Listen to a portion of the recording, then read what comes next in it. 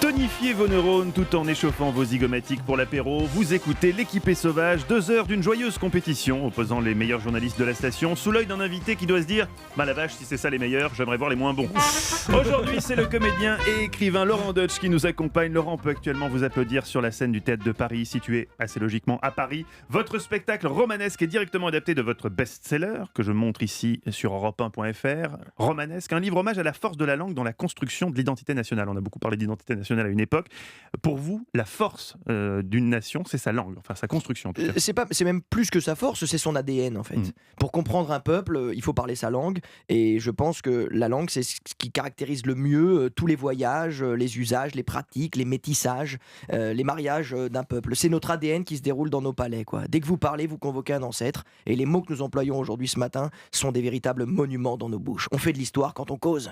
Mais alors, vous devenez fou quand vous entendez des anglicismes ou pas ? Pas du tout, ça fait partie d'un processus logique, permanent. La langue, elle n'est pas hermétique, elle n'est pas fermée. Au contraire, elle est dynamique, en mouvement. Si une langue était morte et fixée, ça serait comme le latin, on la parlerait plus. On a besoin de se nourrir de toutes les audaces, de toutes les rencontres, de tous les voyages. C'est vivant, quoi, c'est dynamique. Tant que ça bouge, c'est que ça vit. Vous dites l'anglais est une seconde façon de parler français. Qu'est-ce que vous voulez dire par là ? Mais non, je vais pas vous faire un cours d'histoire de l'Angleterre, c'est pas le lieu. Mais je vous rappelle quand même que depuis 1066, la bataille de Hastings avec Guillaume le Conquérant, duc de Normandie, premier roi d'Angleterre, ça va causer français à la cour de Londres pendant 500 ans. En Angleterre, le français va devenir la langue du roi, du pouvoir, de l'élite, de la justice. Et voilà pourquoi, encore aujourd'hui, près de la moitié du vocabulaire anglais, il vient de chez Bibi.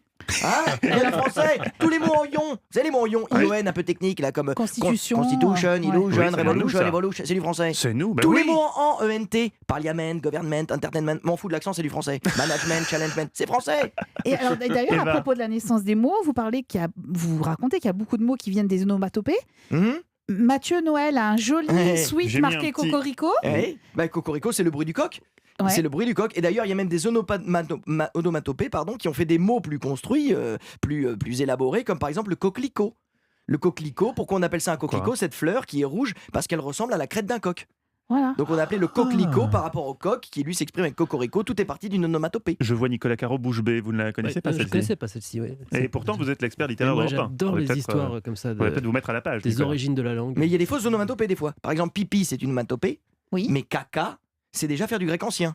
Puisque caca, c'est le kakos en grec. La mauvaise chose. Comme la cacophonie ou la cacographie, voilà, cacos. Ça, c'est pas Il y a une caca, il y a une expression dont vous parlez que j'adore, c'est bonne femme, les recettes de bonne femme. Oui. En fait, c'est pas du tout. Ça C'est vient pas pas du tout de nos grands-mères. De nos grands-mères, ça n'a Non, rien à voir. Ça vient du latin, comme toujours. Comme je vous disais, notre ancêtre, c'est vraiment le latin à plus de 80%. Et bonne femme, c'est buona fama, et qui est la fama, qui est fameux. C'est la renommée, en fait, de bonne renommée, qui fonctionne bien. Donc ça n'a rien à voir avec les femmes. C'est la renommée. Buona fama, bonne femme. Mais bon, c'est pas plus mal que là encore, les femmes nous éclairent.